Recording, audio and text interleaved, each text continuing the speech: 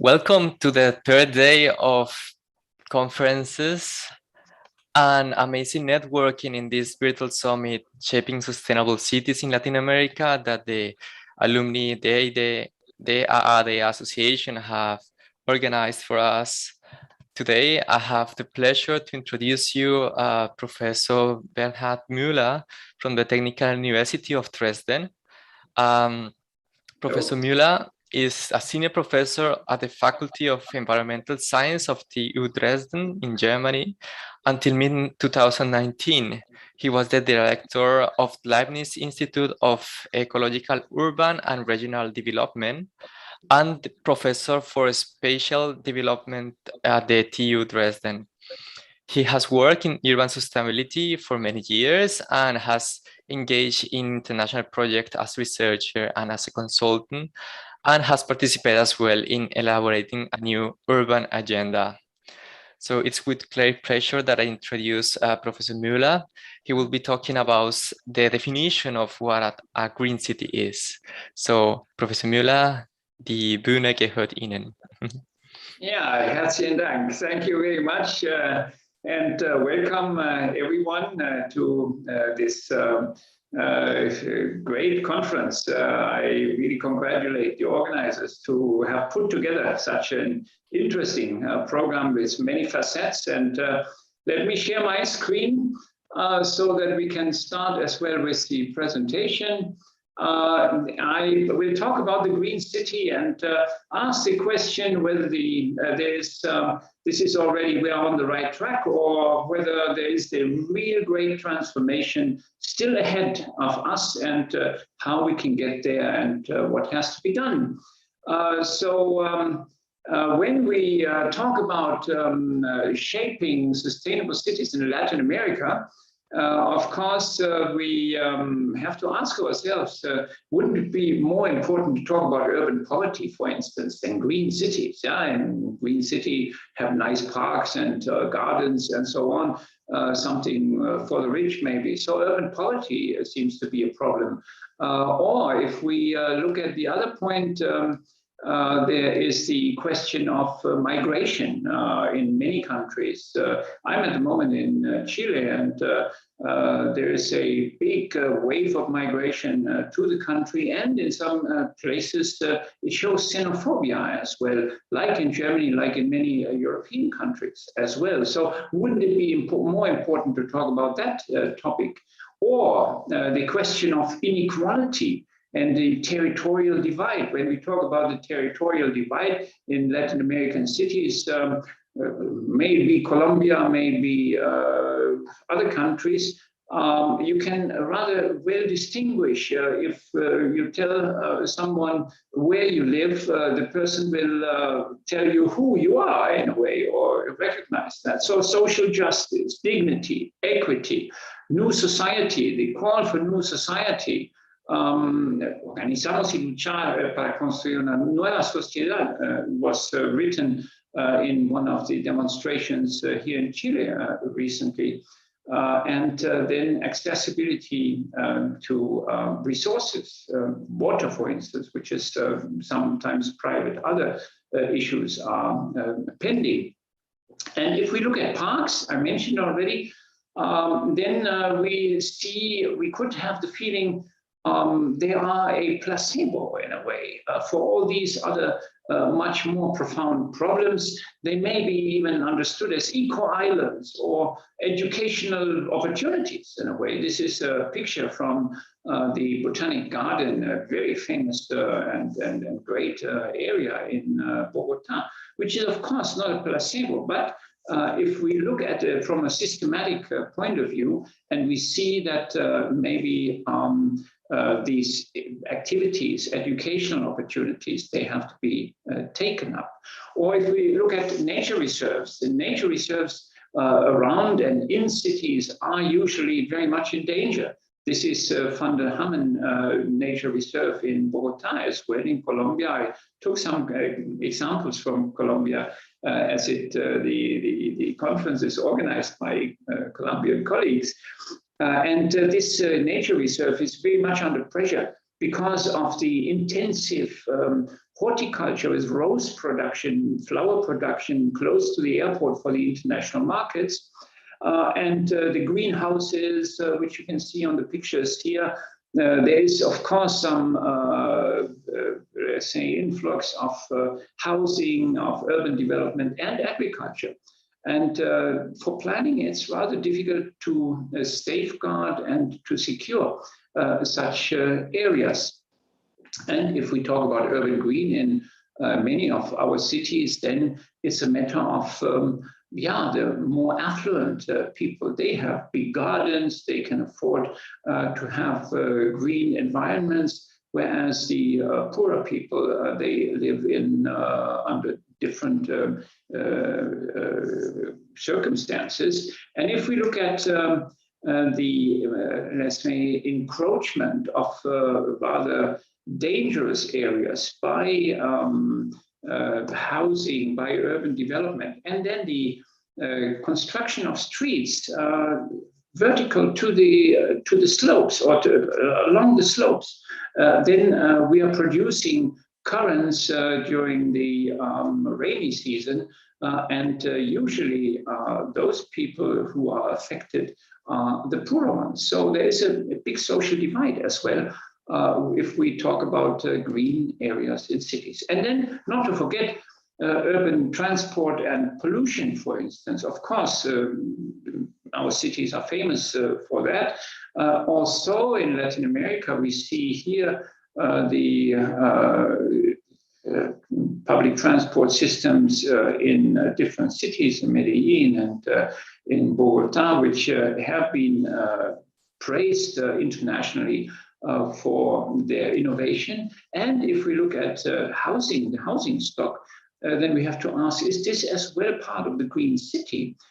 Because the old housing stock, which you see on the lower part in the middle, we see that the building quality is rather poor, that a lot of renovation would have to be done to make cities more sustainable. Of course, we have green building councils in almost all Latin American countries, and there are good examples as well, as you see on the right side below. But of course, there are areas, the huge areas which have been created during the past decades. They are mainly in a much poorer state. So what do I want to talk about in my presentation today? In the next 40 minutes, it's about the green city. What is the green city? It's a glittering term in a way. The great transformation. What does that mean? And then if we look at the Sustainable Development Goals and the new urban agenda, could they be elements of a new global social contract where green cities play a big role? I had the pleasure and honor to participate in the elaboration of the new urban agenda, so I can share some of my own experience here. And then the fourth part of the presentation will look at green cities on the move, the need for more urban living labs, and good practice examples, and so on. And then finally, we draw some conclusions. So let us start with the first part, the green city as a glittering term. In many cases, we can see that even in the beginning of the 20th century or end of the 19th century, the term green and nature were taken in the way of an urban biomimicry. What does it mean? It means that we follow in the way principles of nature, but with some different contents. If you see this drawing by Wilhelm Seidensticker, one of the early planners in Germany, then you see that his idea of creating a city was following the construction of a plant. Or Fritz Schumer, a very famous urban planner in Germany, who was very much behind Hamburg, he developed a schematic representation of the future development of Hamburg with these feathers, coming out of a a central body. And if we look at current examples, for instance, in Abuja, in Nigeria, or in other countries, we could take other examples as well, we see that the planners, they try to follow some kind of designs and urban forms like nature. So this is urban biomimicry. It doesn't mean too much in terms of green city. Then we could understand green cities as parks and gardens. I mentioned it in the beginning. And of course, this has a long tradition. If we look at London Hyde Park, for instance, it's documented around the year 1000. It was fenced, especially for hunting, so an aristocratic area in a way for the wealthy people in 1536. But it was open to the public already in 1637. And this happened to many other areas in Europe as well. Here you see one picture down and at the bottom of Großer Garten in Dresden, in my own city, which are now lungs of the urban fabric. And of course, we have other movements like allotment gardens, small gardens, which you can find in different places, and many cases when people come from abroad and we pass by these allotment gardens, they say, oh, we didn't know that you have slum areas in Dresden. They look like that, but they are just the weekend places like Dacha in Eastern Europe and Russia for fun and for having a green environment, which people do not have. And the green city and green in the city can be just decoration. Here are two pictures from China. In new urban developments, they usually put a lot of trees and green and flower areas, all well managed and very nice to see. But if we look at terms at this in terms of biodiversity, for instance, we can say it's not very valuable. And the other example which I put here is from Columbus, Ohio, which is the capital of that state. Here you see a nice green area, but you may wonder why these trees are in pots. And indeed, it's in pots. This is the simple reason is that formerly there was a shopping center at this place, and this in the way of the let's say decrease of the value of the city center, this shopping center was demalled, and then there was a park made, but they did not take off the parking below. So if you go just a little bit below this surface, then you're just in a parking garage. So there are other green infrastructure, for instance, could be the green city, usually as well very much along roads, like in these examples, but as well the interconnection between major green areas. Green city could be put emphasis on protection, on resilience of a city, for instance, with regard to floods. So this is again a picture from my city in Dresden, the floodplain. There was an early regulation in the end of the 19th century to keep this area, very worthwhile area, free from building. The whole floodplain, you see it like a big green band going along the river through the center of the city, which is, of course, now used very much by the people. You see a picture here. And this is what we would call ecosystem services of green spaces. There's a multifunctional use. You can use it for biodiversity. You can have the function of recreation. You can have events there and many other issues right in the center of Dresden here. But ecosystem services concerning provisioning, regulating, cultural services regarding security, resilience, as I mentioned already, basic material for good life, health, and good social relations could be at the background. The green city could be understood as an integrative concept, as you see it here, with integrated urban development concepts and the embeddedness of cities in regions through a regional plan, for instance. But in many cases, we see that these eco or green cities are often seen as eco-islands, or have to be seen as eco-islands, because the industry around these areas, here are two pictures from China, has not too much changed. And maybe you create an eco-island, but it is not linked to the neighboring areas. I mentioned already green buildings and green neighborhoods.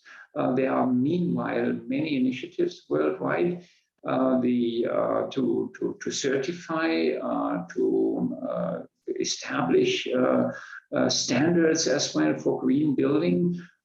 So the schemes from the United States, from Great Britain, are very famous. There's a framework from the European Union. And I think one of the most advanced ones is the one from Germany, which does not look only into green buildings, but as well in green neighborhoods. And here we see not only the material and green roofs, for instance, green facades, but it includes as well such aspects like the process, procedural quality, the question who has been participating in the decision-making processes, and so on. So I think very important issues to be taken up.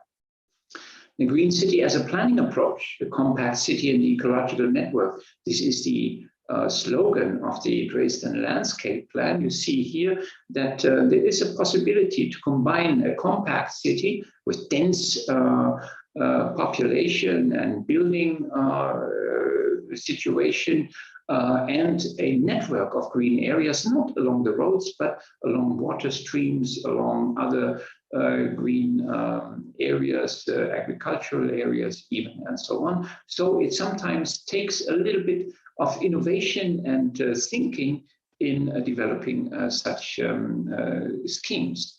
It could be the green city has the facet of community building.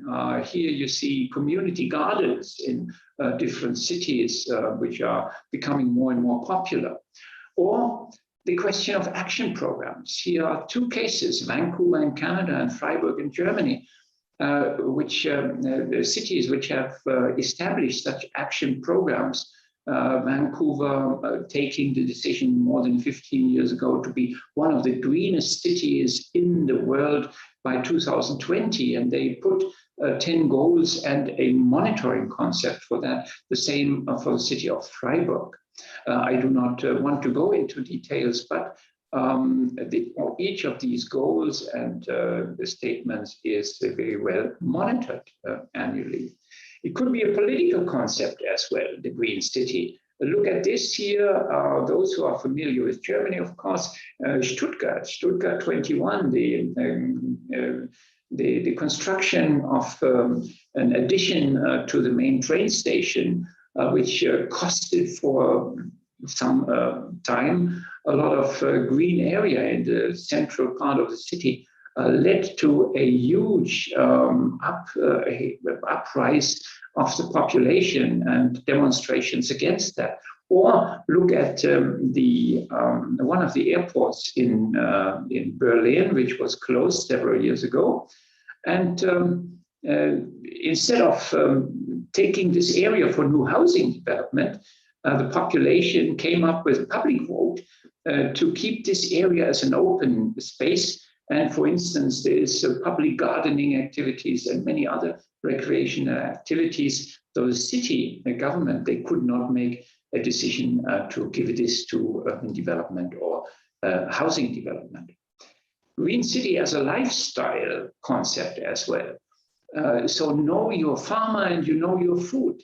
So regional production, urban agriculture may become very important. One of the big and prestigious, meanwhile, examples comes from Italy in the Città Slow, the slow city with slow food and closed production circles.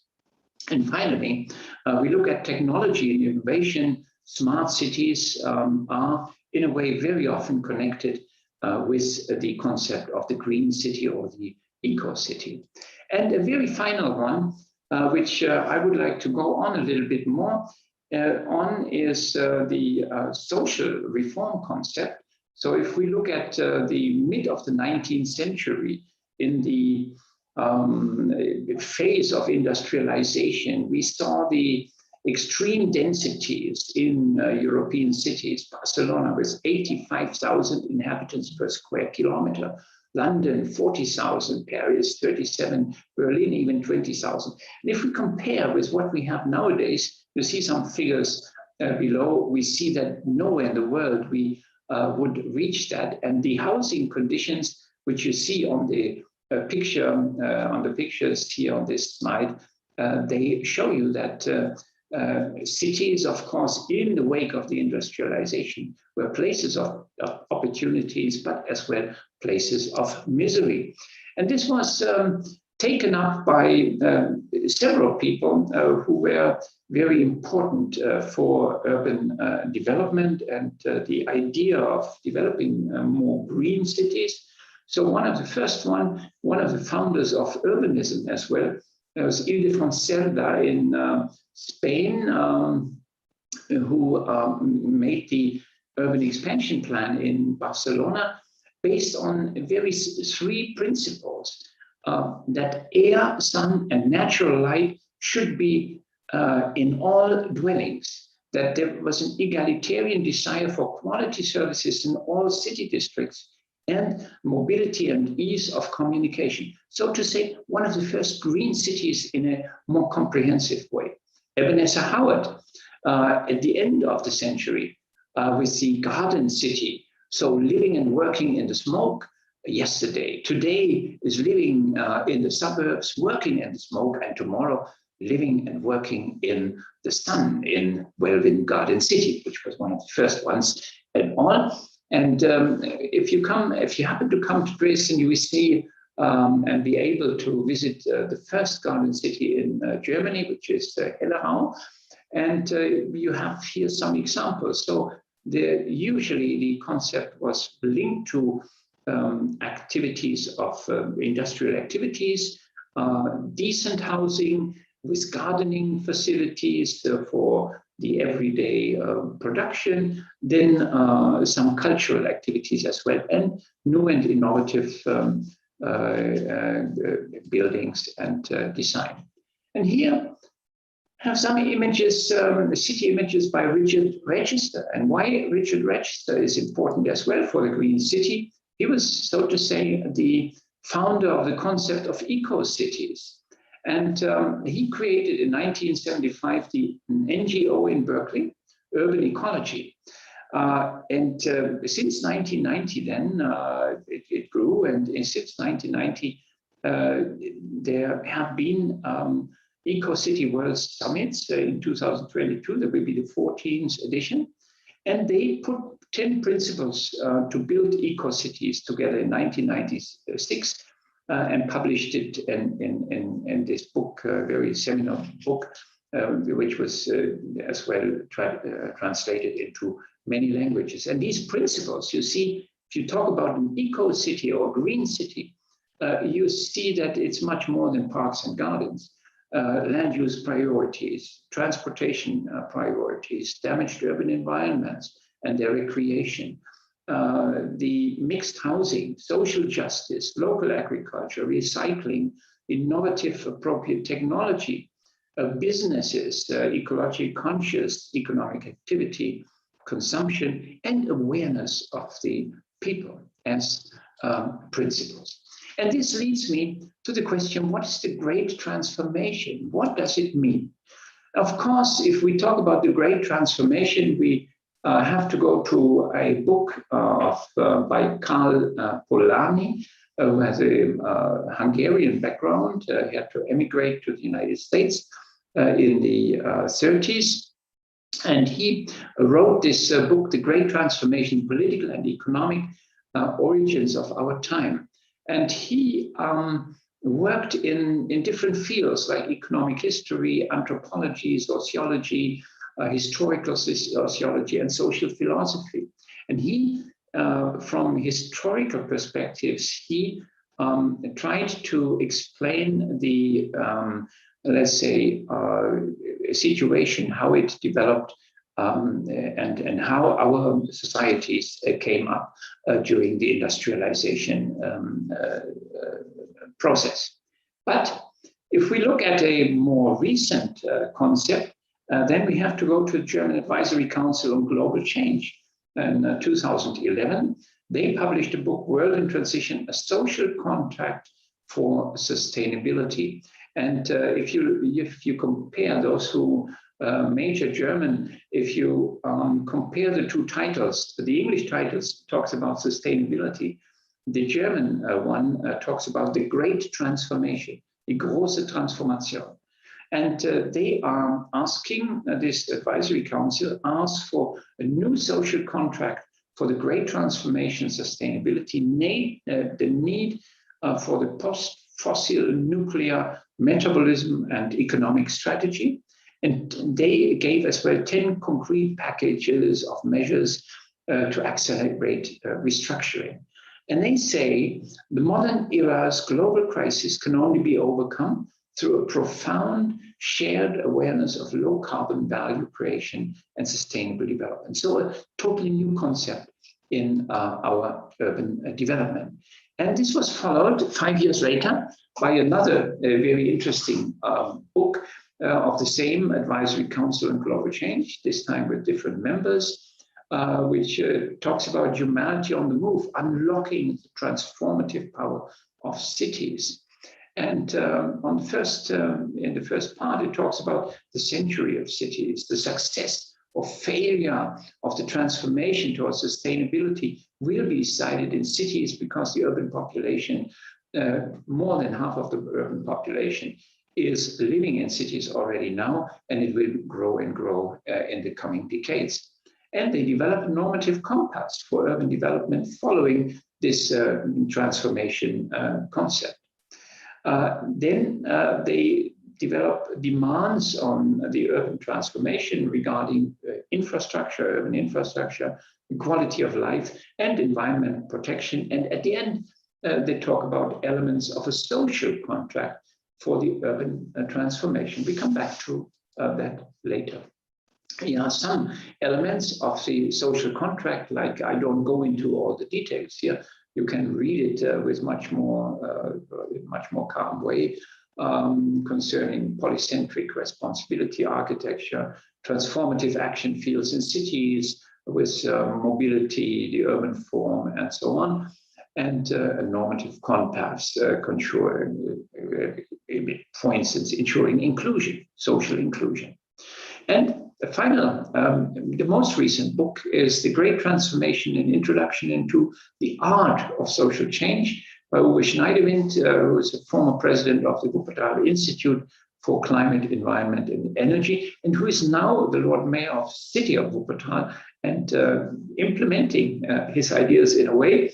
And he says the Great Transformation describes a massive ecological, technological, economic, institutional, and cultural upheaval process at the beginning of the 21st century. And he is very positive. He says the great transformation is possible. Because, and this comes from the book in 2011, the barriers can be overcome. Past dependencies, for instance, the argument, we cannot do it. We are a developing country. We cannot do it because we have developed so far in this direction. We cannot change. So this is an argument which I hear very often when talking about this topic.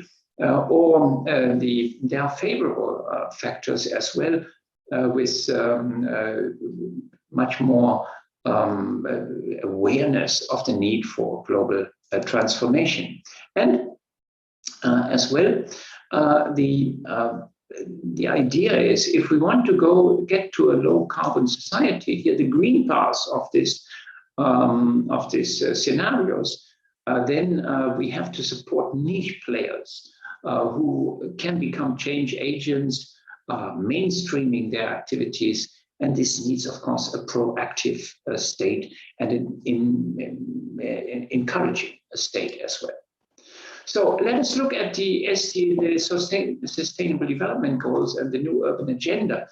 Can they be elements of a new global social contract? I think yes. 2015, 2016 were decisive years for the city of the future, with the Sustainable Development Goals, especially in 2015, but as well other agreements, the Paris Agreement, COP21, for instance, with the Sendai Agreement on risk management, risk reduction, disaster risk reduction, and especially in 2016, the New Urban Agenda, which put a new path, especially for the urban areas. If we look at the Sustainable Development Goals, we have, for the first time in such an international agreement of that level, the importance of cities acknowledged. And with this Sustainable Development Goal number 11, which reads, make cities and human settlements inclusive, safe, resilient, and sustainable. And the nice thing here is that for this goal, specific targets were developed, and indicators as well. So the indicators which allow a monitoring, a constant monitoring of where we are, where we stand, where we have to go to. And this is here for the goal number 11, but it's done for all the other Sustainable Development Goals as well. If we look at the New Urban Agenda, we have something different. There are the principles and commitments, for instance, and there are three very important principles and commitments which are always or very often mentioned in international statements. Leave no one behind is one, the social goal, the sustainable and inclusive urban economics, the economic goal, and the environmental sustainability. And we're sure that we need a paradigm shift. We need a paradigm shift if we want to get to a sustainable future of cities.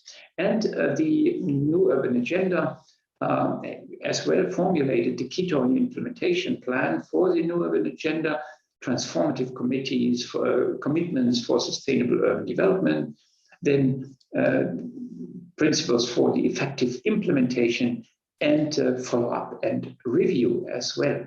And of course, it was not possible to reach in this international agreement what, for instance, the German Advisory Council would have been able to reach.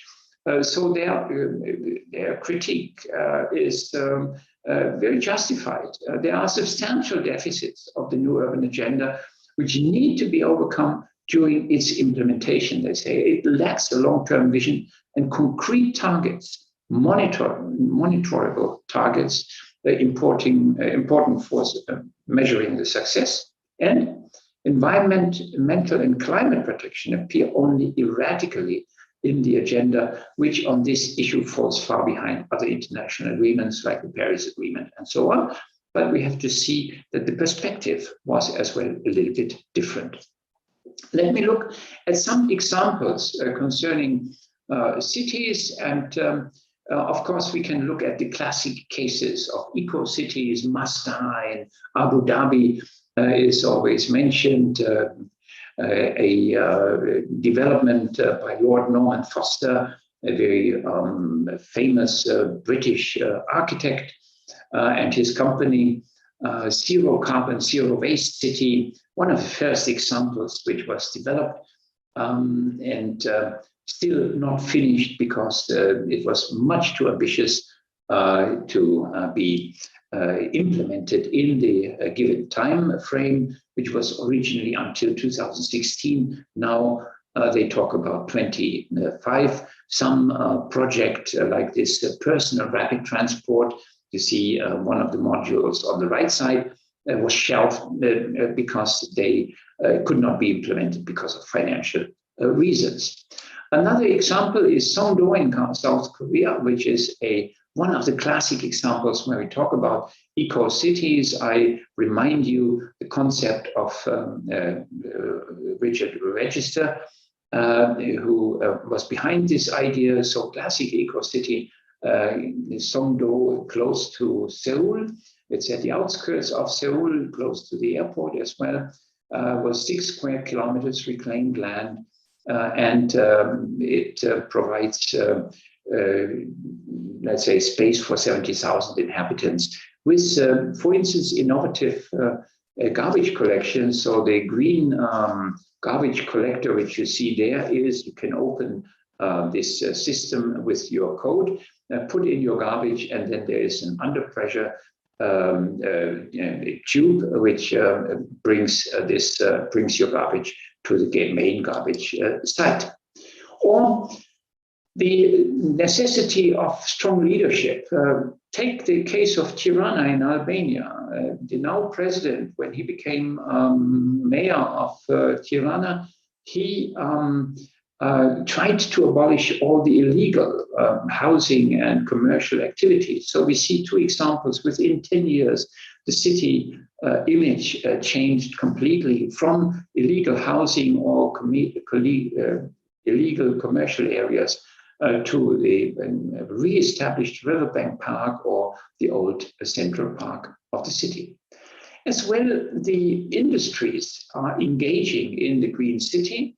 For instance, Siemens, which is, of course, a big infrastructure and service provider, and therefore has a lot of interest in new developments, as well as technological developments. And they have, you see here on the right side, the cities which they put in to their studies some years ago.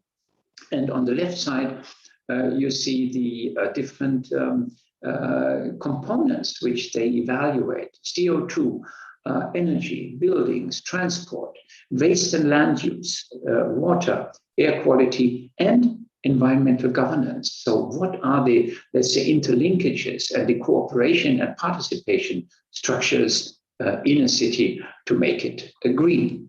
So you see a rather comprehensive approach. And wherever you come from, you see the results from these cities of the study in Latin America, with Curitiba, one of the heroes anyhow in sustainable development since many years, was rated as the highest and the best, with unfortunately Guadalajara and Lima as on the lower end of this level. There are many other green city initiatives. For instance, the C40 cities, climate change oriented, with 97 member cities, making up 25% of the global economy, comprised of 700+ million people. And you see the member cities from Latin America. I wish that many more cities will join this great initiative. ICLEI is another international association, local governments for sustainability. They have 2,500 cities, towns and regions as members, within 125 plus countries worldwide, with 25% of the global urban population and 20% of the global population as such. And here, at least 400 plus cities from Latin America are joining. Eurocities has a similar activity with 200 cities in 38 countries, 130 million people, representing 138 million people. Then the European Bank for Reconstruction and Development, they oriented the green city idea towards Central Europe and Central Asia, the Western Balkans, the southern eastern Mediterranean region. So they have 50 cities from there where they establish a vibrant network. And not to forget the European Green Capital, which was first time established in 2010, and we have it until 2000. You see, for instance, Hamburg in 2011 and Essen in 2017 were green capitals of Europe. If we look at the German situation, we have a national climate initiative, which is very active. The German Energiewende, the energy transition, is on since 2010, but already before this program started and it funded between 2008 and 2019 16,650 projects in more than 3,650 municipalities in Germany. And since 2012, there is a master plan for municipalities co-creating real-life experience in so-called urban living labs. So understanding the city and the green city as an urban living lab. And finally, the German Sustainable Building Council as well is doing and promoting co-production of good practice examples. It's a private sector driven initiative. It's Europe's largest network for sustainable building. And there's a paradigm shift for consistent attitude towards climate action. So not only building quality as such, but climate action plays a big role. The certification system, buildings in local districts are important, good practice examples.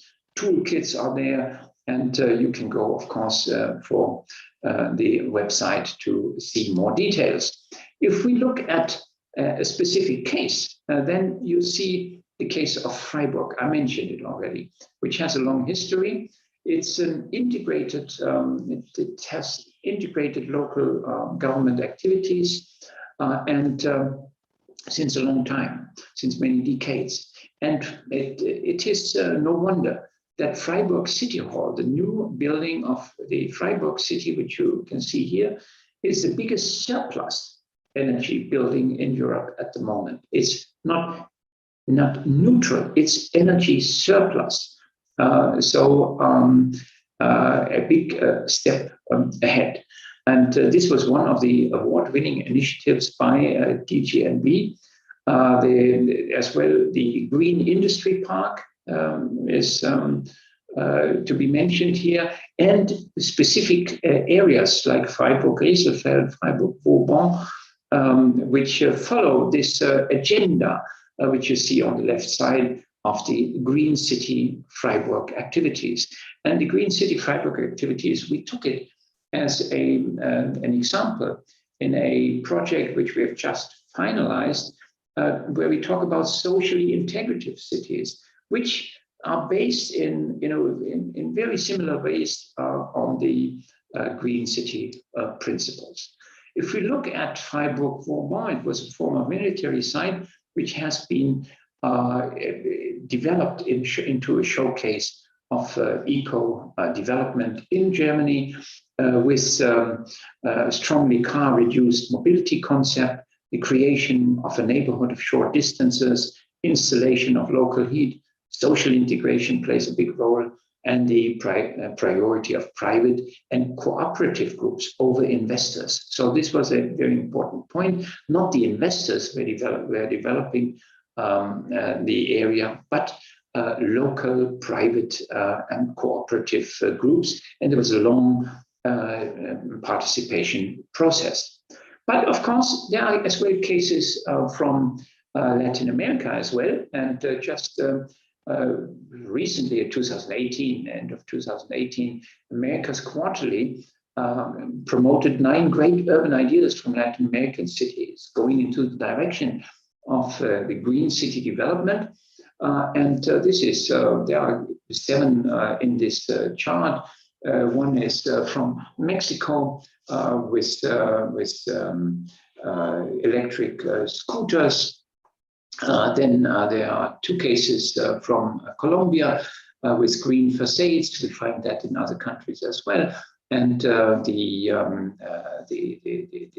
bicycle highway, in a way, there are waste collection and waste treatment processes for industrial waste. Then place in Lima, where we have this kind of people occupying streets in underused city areas to create new qualities. And there are as well examples in Brazil and Argentina. I do not want to go into details, but come to my conclusions as time is running and we are getting slowly out of time. So what have we seen? The green city, first, is a multifaceted concept. It's not a single topic concept. The green city is much more than parks and gardens. And the green city is a key element of the great transformation towards sustainability at the beginning of the 21st century.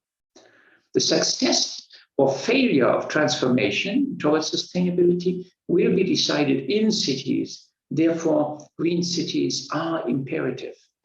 And there are many movements and good practice examples worldwide. Green cities are, in a way, urban living laboratories for sustainability and transformation. And we should understand them like that and promote them like that. However, and this we have to be realistic as well, a real breakthrough and successful mainstreaming still have to be achieved. Nevertheless, there is unrest, as I showed in the beginning, and there are strong requests for a new society and a new social contract based on social justice, equity, and wise resource management.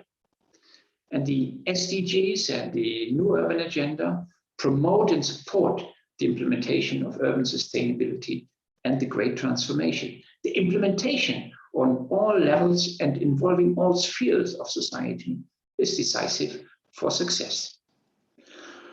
What is important for the great transformation?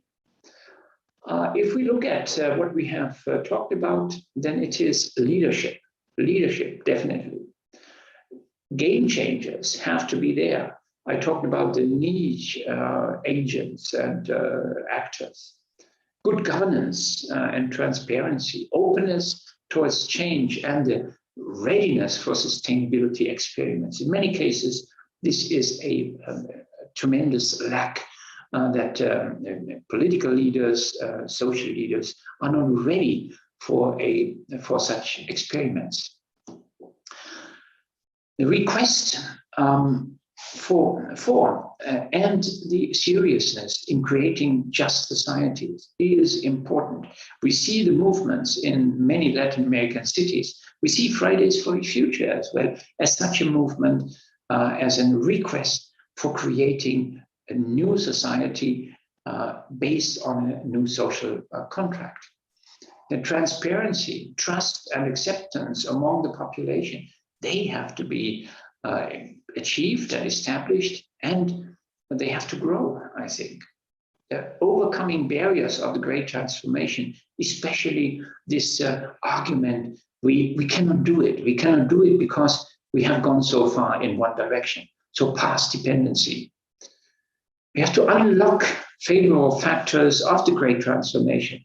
For instance, green technologies, sustainable finance is discussed, green economy, changing values, knowledge promotion, and of course, networking. And we have to support niche players, mainstreaming and routinization, the interplay between change agents and an enabling proactive state. And finally, we have to promote a productive interplay between the civil society on one hand, state institutions, policymakers, and implementers, so the administration, the private sector, private businesses, academia, media, and the individual citizen. With this, I thank you very much for your attention And I'm looking forward to answer your questions. Thank you. Professor Müller, thank you very much for this wide opening presentation. I talk for everyone from the attendees. Thank you very much. Then I will begin with the questions. We have first a twofold questions from Juan David. He's asking, could a green city intervene in urban conflicts? He's asking this because implementing required green changes can also lead to abrupt changes. And the second part of this question would be, in Colombia, there was a project, Bogotá Ciudad Paz, which mixed peace and sustainability. Do you consider it appropriate to link them, or is there a risk to turn the green city into a bucket where everything fits? No, I think, of course, if you look at what I have tried to promote and convene, is that the green city has to be the right concept if we want to really get to a change. The question of social conflicts is usually seen as disruptive. Yes, we need disruptive forces to get to something different. If we don't have it, if we always go along the path which we have been following since ever, then we will not achieve anything. I will give you an example. I talked about Freiburg. Freiburg is considered the eco capital of Germany. And it has a long history in the anti-nuclear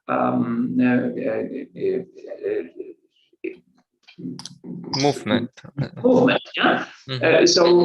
If this was not so, people gathered in the 60s and the 70s against nuclear power, and they gave the then policymakers a hard time. But with this change and without this kind of movements, we will not get to this radical change which is needed. Of course, to have movements and strategy activities which involve peacemaking, and especially Colombia, of course, I know there have been a lot of talks about that. We have to see this in a comprehensive way, and I think the green city is a synonym for such activities, to bring them together, not to create these eco islands like they're understood in many cases still. Okay, thank you. So now we have a question from Erika. She would like to know or to elaborate a little more about the rural areas. So what do you think about rural areas? What about the people who are living there? Yes, well, it depends very much. If we look at rural areas in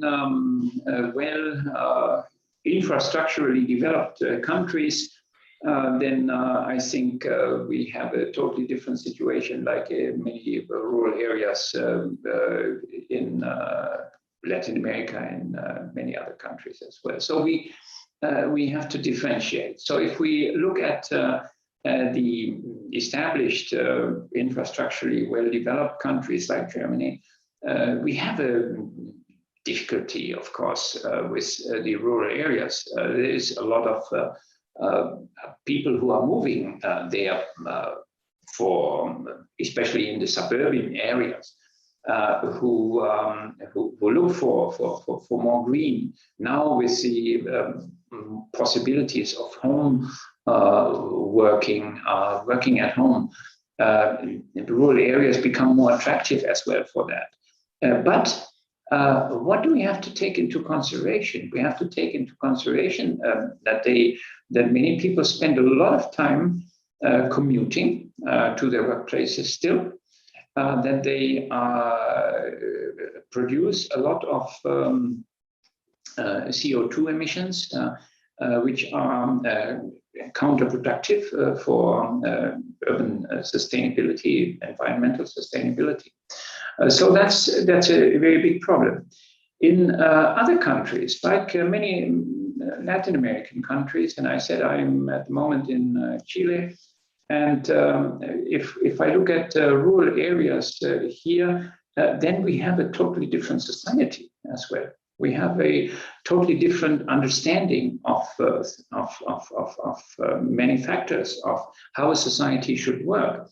And here we can see as well a strong divide between those who are more affluent because they are extremely rich rural areas, wine production, whatever you take, fruit production and so on, with international export, versus the rural workers. And we have, in a way, the same social conflicts in the rural areas.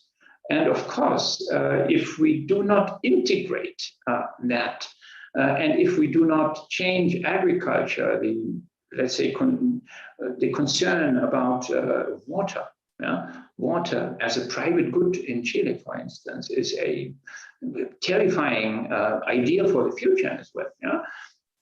Where, let's say, the growers, the farmers, they use the water, and the neighboring villages, they don't have water for their daily life. So I think a lot of conflicts will come up in the future, and we are well advised to take that into consideration and to give more awareness to these developments which are coming up in policies at all overall. Okay, thank you. I think we have time for one more question. This is from Juan Camilo. He's asking, many, if not most, big Latin American cities have grown without any urban planning.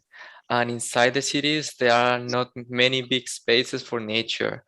Which strategies can be used to redirect the continued growth of these cities towards green transformation?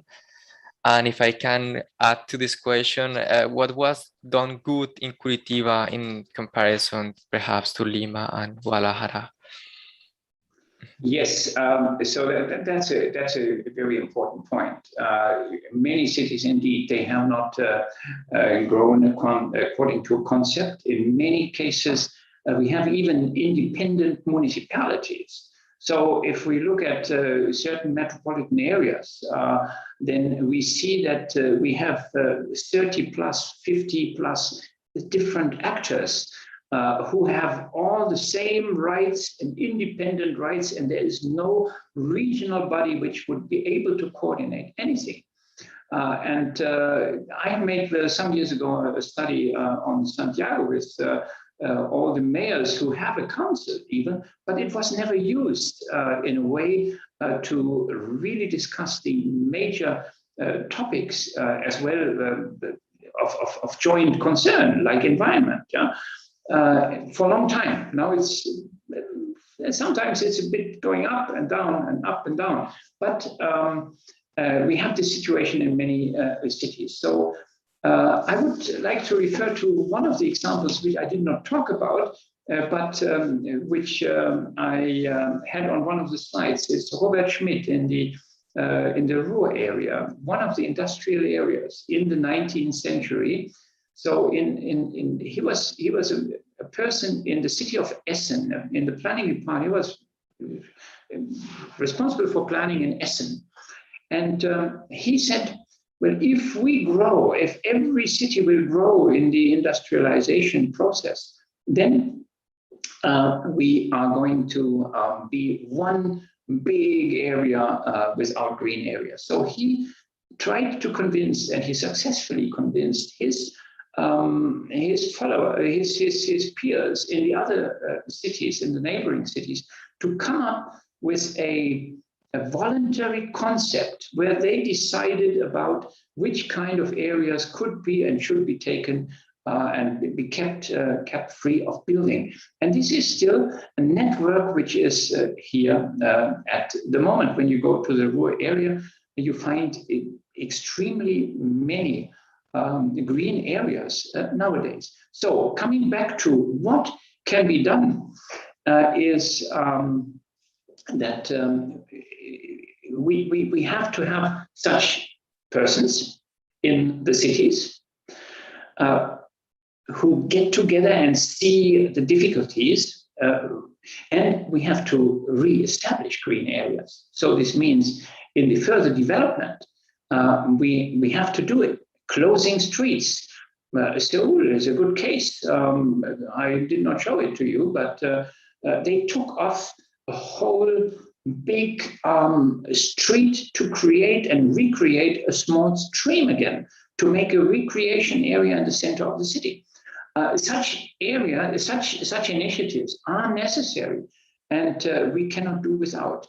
Lima is a good example in a way that they try to re-establish the green the green shore, which existed many years ago, and which was lost due to many different circumstances. So they are trying to do that again with some success. But we have to see, for instance, if we talk about Lima, Lima is a city in a desert, and we have to be careful talking about green areas.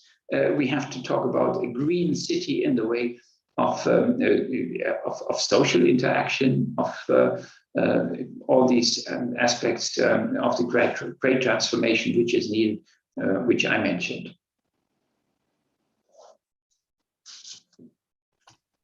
So, Professor Müller, thank you again for answering these questions. There are quite a lot more questions here in the chat, but unfortunately our time is over. However, we do have some options. Contact me via email. I'm sure if you, at the end of the presentation, there is my email address. So please contact me, and I'm very pleased to stay in contact or answer your questions. Thank you, Professor Müller. We would like to invite you as well to our meetings here in the platform if you have time, so the assistants can talk to you directly through chat or through private meetings. Thank you again for the presentation, and thank you our assistants for their questions. If you are seeing us through YouTube, remember that this event is live now in Jubilo, so you can go to the link below and register and take part in the discussion that we also have along today and do some networking together. So, Professor Müller, thank you again, and have a nice day. Thank you very much. Bye bye. All the best. Okay, bye.